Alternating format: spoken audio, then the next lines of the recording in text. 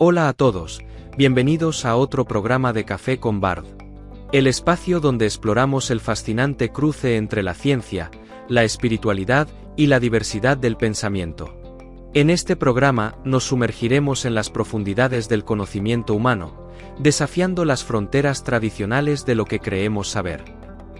Abraham Maslow, el famoso del triángulo de las necesidades, observó que algunas personas tienen lo que él llamó experiencias cumbre, momentos de éxtasis interior, donde sienten que están completamente en paz, que entienden el sentido de la vida, que todo encaja. Muchas de esas personas luego nunca vuelven a ser las mismas. ¿Puede una experiencia espiritual cambiar por completo el curso de una vida? Hoy viajaremos desde las grutas silenciosas de Lourdes, donde una niña pobre aseguró haber visto a la Virgen María, hasta las oficinas lujosas de un millonario keniano que lo dejó todo tras escuchar una voz interior.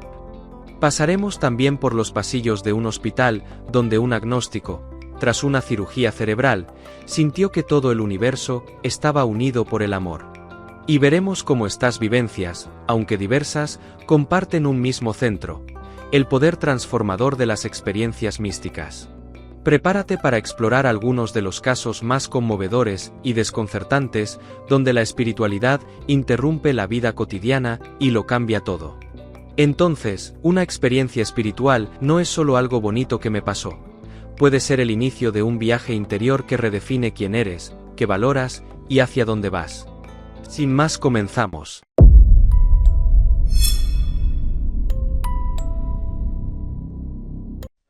¿Señales divinas o fenómenos neurológicos? ¿Revelaciones del alma o ilusiones del cerebro? En este vídeo no buscamos dar respuestas absolutas, sino abrir el espacio para la reflexión. ¿Y si ambas cosas pueden ser ciertas al mismo tiempo? El santuario de Lourdes y las visiones de Bernadette Soubirous. El 11 de febrero, cuando Bernadette, acompañada por su hermana y una amiga, salió en busca de leña cerca de una gruta llamada Masabielle, a orillas del río Gab. Allí, en medio de la pobreza y la indiferencia del mundo, sucedió algo extraordinario. Bernadette escuchó un ruido como de un viento fuerte. Al levantar la vista, en el interior de la gruta, vio a una figura resplandeciente, vestida de blanco con una cinta azul ceñida a la cintura y rosas doradas en los pies. Era, según describiría más tarde, una señora hermosa, más radiante que el sol. La aparición no dijo su nombre de inmediato. Solo le sonrió y la invitó a rezar. Aquel fue el inicio de una serie de 18 apariciones a lo largo de los meses de febrero a julio de 1858. Bernadette volvió a la gruta, impulsada por una fuerza interior que ella describía como una especie de llamado imposible de ignorar. Algo en mi corazón me decía que debía ir, contaría después, con la simplicidad que la caracterizaba. Pero la historia no fue recibida con flores. Al contrario, sus padres, especialmente su madre, reaccionaron con preocupación y escepticismo. La familia Soubirous era extremadamente pobre. Vivían en una antigua celda de prisión abandonada, sin ventanas, llamada irónicamente el calabozo. En una sociedad fuertemente clasista, una niña de esa condición no era tomada en serio, mucho menos como testigo de un fenómeno sobrenatural. A pesar de las burlas, los interrogatorios de las autoridades civiles y religiosas, e incluso la amenaza de internarla en un manicomio, Bernadette no se retractó. Jamás añadió ni una palabra de más a lo que dijo haber visto. Nunca cambió su testimonio. De hecho, su actitud tranquila, humilde y firme, terminó desconcertando a sus detractores. Fue en la 16ª aparición cuando, por fin, la señora reveló su identidad. «Yo soy la Inmaculada Concepción», dijo. Una expresión teológicamente precisa y sorprendente para una niña que, según sus maestros, no sabía ni qué significaba esa expresión. El dogma de la Inmaculada Concepción, la idea de que María fue concebida sin pecado original, había sido proclamado por la Iglesia apenas 4 años antes, en 1854. ¿Cómo podía una campesina ignorante repetir con exactitud una expresión tan nueva y compleja? El sitio de las apariciones pronto se transformó en un lugar de peregrinación. A pesar del escepticismo inicial, los relatos de curaciones milagrosas y conversiones comenzaron a multiplicarse. Se descubrió una fuente de agua en la gruta, de la cual brotó un manantial que aún hoy fluye. Esa agua ha sido asociada a miles de curaciones inexplicables, algunas reconocidas oficialmente por la Iglesia tras rigurosos estudios médicos. En una de las apariciones, la señora le pidió algo desconcertante a Bernadette: que cavara con sus propias manos en el suelo de la gruta, justo debajo del lugar donde solía arrodillarse a rezar. Sin entender del todo por qué, la niña obedeció. Al principio, lo único que salió de allí fue barro. Bernadette se manchó la cara, escupió agua turbia, y muchos de los presentes se burlaron de lo que parecía una escena absurda. Pero al día siguiente, sucedió algo inesperado. De ese mismo punto, comenzó a brotar agua cristalina y fresca, de una fuente hasta entonces inexistente. Había nacido el famoso manantial de Lourdes. Aquella agua no tardó en adquirir una reputación especial. Algunos enfermos que se lavaban con ella o la bebían comenzaban a experimentar mejoras físicas, incluso curaciones que desafiaban toda lógica médica. En una Europa, ya fascinada por los avances científicos del siglo XIX, estas historias generaban tanto esperanza como controversia. ¿Cómo podía el agua de una cueva humilde, sin propiedades minerales extraordinarias, causar tales efectos? Pero más allá de estos casos documentados, millones de personas afirman haber experimentado alivio espiritual, consuelo emocional y renovada fe al visitar el santuario. Y aunque solo una pequeña fracción de las curaciones se reconocen como milagros, muchos creyentes sostienen que el verdadero milagro de Lourdes no está solo en lo físico, sino en el alma que sana, la esperanza que renace y la fe que se fortalece. La experiencia de Jaime Ball y el misterio del cerebro espiritual.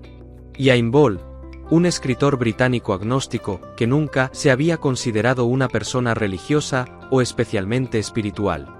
Sin embargo, su vida dio un giro inesperado tras una delicada cirugía cerebral para extirpar un tumor alojado en el lóbulo temporal, el cual le provocaba epilepsia desde hacía años.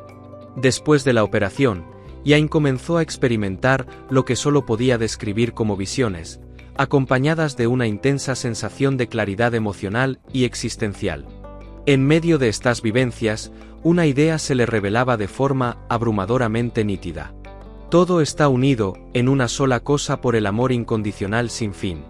No era una frase que hubiera leído ni un pensamiento racional que hubiera construido paso a paso. Era, según su testimonio, una verdad vivida, una certeza interior que no podía ignorar. Para alguien que había pasado su vida buscando sentido en la literatura y el pensamiento crítico, esta experiencia lo obligó a cuestionar su comprensión de la realidad. ¿Era simplemente una alteración neuroquímica inducida por la cirugía, o había rozado algo más profundo? Ciencia, espíritu y el valor de la experiencia. Este caso ha despertado el interés de científicos y neurólogos, entre ellos el Dr. Joseph Tennant, investigador de la Universidad de Cambridge, quien lleva años estudiando la relación entre el cerebro, específicamente el lóbulo temporal, y las experiencias místicas o espirituales.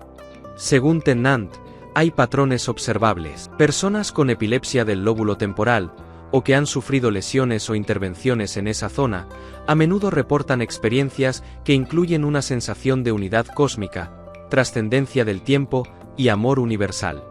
Sin embargo, aclara que no se puede concluir todavía que estas experiencias sean puramente productos del cerebro. Tampoco se puede afirmar lo contrario. Imagina que por un momento, todo lo que ves, la persona que está al lado tuyo, la calle, los árboles, hasta vos mismo, no es tan distinto como parece, que hay como un hilo invisible que conecta todo, y vos, de repente, lo sentís. Eso es más o menos lo que muchos llaman experiencia de unidad cósmica. Entonces, cuando Bernadette dice que vio a una figura luminosa, o Jaime Ball siente que todo está unido por el amor, o Charles Moody escucha una voz que le cambia la vida, quizás no están describiendo solo un evento emocional, sino una experiencia de conexión con esa totalidad que mencionan tantos filósofos. ¿Cómo afecta una experiencia mística a la identidad personal? Ahora pensemos en cómo nos definimos normalmente. Yo soy tal cosa, tengo este trabajo, estas creencias, estos gustos. Pero ahora imagínate que, de golpe, toda esa identidad se diluye. Ya no sos Jaime el escritor, Bernadette la pobre o Charles el millonario. Sos pura conciencia, pura presencia. Eso puede ser liberador o desorientador. Por eso muchas personas que pasan por estas experiencias terminan cambiando su vida por completo. No es que quieren cambiar, es que ya no pueden seguir igual. Y Ain Bol no solo nos habla de una experiencia intensa, sino de una tensión más profunda, la que existe entre la explicación científica y la interpretación espiritual de los fenómenos subjetivos. En un mundo dominado por el racionalismo, donde todo debe ser medido, verificado y clasificado, vivencias como la de Ain nos obligan a preguntarnos: ¿qué valor tienen los sentimientos si no pueden ser escaneados o reproducidos en laboratorio? Bol es consciente de esta disyuntiva. Sabe que su experiencia pudo haber sido resultado de una reconfiguración neurológica tras la cirugía. De hecho, la ciencia ya ha identificado al lóbulo temporal como una región del cerebro relacionada con la percepción del yo, la emoción profunda, la memoria, y también con ciertos estados místicos. Es posible, diría un escéptico, que todo se haya originado ahí. Sin embargo, ese enfoque deja fuera lo más importante: el impacto emocional y transformador de lo vivido. En sus propias palabras, Ain llegó a una conclusión que desarma todo debate externo. No importa, dice, si fue una revelación divina o una simple aberración en el cerebro. El amor que sentí fue real. El sentimiento de unidad fue real. Y esa experiencia me cambió para siempre. Aquí es donde la ciencia toca sus propios límites. ¿Es el cerebro un receptor o un generador de la conciencia espiritual? ¿Son estas experiencias auténticas percepciones de una realidad trascendente o simples destellos neuronales sin significado metafísico? Y Ain Bol, aún con su formación escéptica, confiesa que lo vivido fue más real que lo real, y que, aunque no ha abrazado una religión, ya no puede ver la vida con los mismos ojos. El relato trasciende la pregunta del cómo para tocar el para qué. Porque más allá de su causa biológica, la vivencia dejó una huella profunda. Le devolvió el sentido, lo inspiró, lo reconectó con la vida. En un mundo donde millones buscan significado en medio de la rutina, el sufrimiento o la enfermedad, ese tipo de experiencia puede ser en sí misma un milagro. Este enfoque plantea algo radical, que la ciencia y la espiritualidad no tienen por qué anularse mutuamente. Hay espacio, como bien señala el propio texto que narra su historia, para una comprensión científica rigurosa sin descontar la validez de los sentimientos subjetivos de lo divino. Tal vez, en lugar de verlos como opuestos, deberíamos entenderlos como dos perspectivas que iluminan distintas dimensiones de la misma realidad. Porque al final, lo que cambia una vida no es tanto la causa de una experiencia, sino su significado. Y si no se trata de elegir entre fe y razón, sino de aprender a mirar el misterio con ambos ojos abiertos. La visión de Charles Moody, de millonario a padre de los huérfanos. En la cúspide de su éxito, Charles Moody lo tenía todo. Había pasado de la pobreza absoluta en las calles de Kenia a convertirse en un empresario millonario, dueño de múltiples negocios, propiedades y una vida de lujo que pocos en su país podrían siquiera imaginar. Pero un día, todo cambió. Al salir de una reunión, su coche fue rodeado por un grupo de jóvenes de la calle que le pidieron ayuda. Moody los ignoró y siguió su camino. Pero esa decisión aparentemente trivial se convirtió en una herida interior que no sanó con el tiempo. Durante los días siguientes, la imagen de aquellos niños lo perseguía. No podía dormir. Sentía una creciente culpa, un vacío que ni su dinero ni su éxito podían llenar. Y entonces ocurrió algo que él describe como una visión. En medio de su angustia, escuchó una voz clara que le decía que diera todo lo que tenía a los pobres. Para Moody, no fue una metáfora ni una inspiración vaga, fue un llamado directo de Dios. Una orden, su verdadero punto de inflexión. Contra todo consejo lógico y con la oposición incluso de su familia, Charles Moody vendió todas sus propiedades, cerró sus empresas y comenzó a recoger niños de la calle. No lo hizo con fines publicitarios ni por ambición moral. Lo hizo porque sentía que Dios lo estaba usando para algo más grande que él mismo. Así nació lo que hoy se conoce como Moody Children's Family, una organización que ha rescatado, educado y transformado la vida de más de 12.000 niños huérfanos y abandonados en Kenia. Para muchos, esto fue una locura. Para otros, un gesto heroico. Pero para Muli fue obediencia espiritual. Una fidelidad a esa experiencia íntima que reordenó por completo su escala de valores. Fue una visión divina o una reacción psicológica profunda ante la culpa y el trauma de su infancia. Un impulso emocional o una llamada sobrenatural. Quizás, como en el caso de Usain Bolt, la pregunta no es qué lo causó, sino qué provocó en él. Y lo que provocó fue nada menos que una revolución personal que se convirtió en esperanza concreta para miles de vidas. Porque hay momentos en los que la espiritualidad no se mide en dogmas, sino en decisiones. Y en los que el amor no es una emoción abstracta, sino un acto radical. ¿Y si las verdaderas visiones no vienen para ser entendidas, sino para ser vividas? Un llamado que trasciende tiempos. De Muli a Francisco de Asís y Jean Vanier. La historia de Charles Muli no es única. Es un eco moderno de un patrón antiguo. Personas que al tocar la cima del confort o el poder, lo abandonan todo por algo más grande, más invisible, más eterno. Lo que Muli vivió, esa voz que lo empujó a darlo todo, resuena con el llamado que transformó la vida de Francisco de Asís en el siglo XIII. Francisco era hijo de un rico comerciante italiano. Amaba la fiesta, el lujo, y soñaba con la gloria de las armas. Pero un día, según cuentan sus biógrafos, escuchó la voz de Cristo desde un crucifijo que le decía: «Francisco, repara mi iglesia». Y así lo hizo. Comenzó literalmente a reconstruir una capilla en ruinas, y terminó fundando una orden que cambiaría la historia de la iglesia.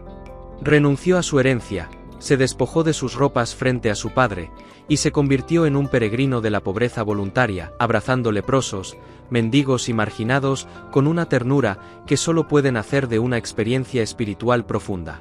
Siglos después, en el siglo XX, otro hombre escucharía un llamado parecido. Jean Vanier, oficial naval canadiense, filósofo y católico devoto, dejó su prometedora carrera académica tras visitar una institución para personas con discapacidad intelectual.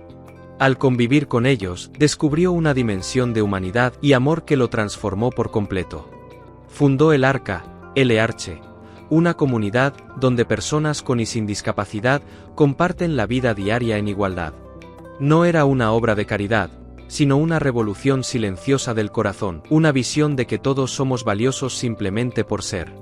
Francisco, Jean y Muli vivieron vidas opuestas al pragmatismo moderno. No buscaron eficiencia ni acumulación, sino sentido, compasión y comunión. En los tres casos, hay un momento misterioso en que algo, o alguien, los sacudió desde dentro. Y aunque las palabras que oyeron o las visiones que tuvieron sean imposibles de probar, lo que sí es evidente son las consecuencias tangibles. Hospitales, escuelas, comunidades, miles de personas que hoy viven dignamente gracias a esas decisiones. Esto nos deja una pregunta inquietante y hermosa. ¿Y si las verdaderas revoluciones no comienzan con armas ni discursos, sino con un susurro interior que cambia para siempre la forma en que vemos al otro? Aquí viene la pregunta gorda. ¿Y si todas esas voces, visiones y sensaciones no son invenciones de nuestro cerebro, sino señales que vienen de adentro? ¿Y si en realidad esos momentos nos muestran nuestra esencia, lo que somos cuando quitamos todas las máscaras sociales, los roles, las expectativas? Queremos saber qué piensas. Ten presente esto. Muchas religiones y tradiciones espirituales coinciden en que detrás del ego, de nuestros miedos y deseos, hay una parte más verdadera de nosotros. Algunos la llaman alma, otros conciencia pura, otros verdadero yo. Cuando alguien como Bernadette vive una aparición, o Jain siente esa fusión con el universo, o Charles escucha una voz que lo llama a servir, quizás lo que está pasando es que, por un instante, esa verdad profunda sale a la superficie, y una vez que la ves, ya no podés hacer como si no existiera. La gran ironía es que, aunque vivimos en una época muy racional, muy enfocada en datos y explicaciones científicas, todavía hoy millones de personas reportan experiencias así. Y muchas de ellas dicen que fueron las cosas más reales que han sentido en la vida. No hace falta creer en fantasmas, ni en ángeles, ni en cielos literalmente azules. Pero sí vale la pena preguntarnos, ¿qué pasa cuando algo que no podemos explicar nos cambia para siempre? Porque a veces, lo que más nos transforma no es lo que entendemos, sino lo que nos atraviesa sin pedir permiso. ¿Vos alguna vez has tenido una experiencia así? ¿Algo que no podrías explicar bien, pero que te marcó profundamente? Hemos llegado al final de nuestro programa de hoy, gracias por quedarte hasta el final. Si te gustó, danos un like, y hasta el próximo programa.